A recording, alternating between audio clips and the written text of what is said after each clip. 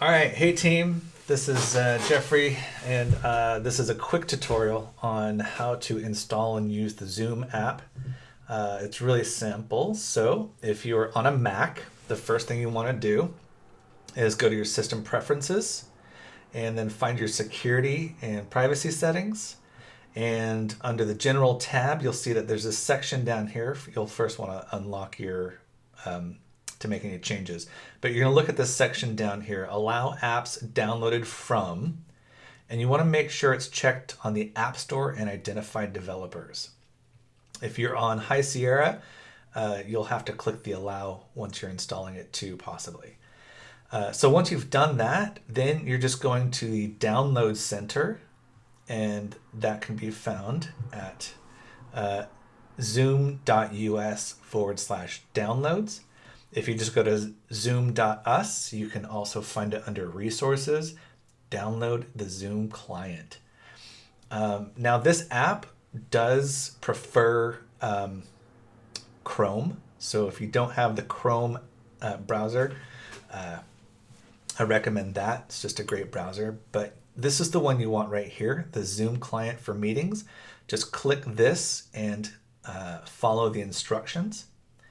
And for setting it up, it's pretty much the same for PC and Mac. So I found a video here that kind of goes through it, and I'll just play that. Now to install Zoom meetings, you want to open up your email using the Google Chrome browser. You simply go to your email client. Mine happens to be Gmail. Go ahead and sign in. Open up the email that's an invitation to Zoom meetings. And simply click on the blue Zoom meeting link. The first time you're going to have to download a small program. So go ahead and hit the launcher at the bottom left and then choose Run. After installation, your Zoom meeting will start but needs to be activated by clicking the Join Audio Conference by Computer. Click the green button. Now double check that your camera and microphone are both turned on. On the bottom left, you'll see a mute microphone and a mute camera button. You can turn them on and off alternatively.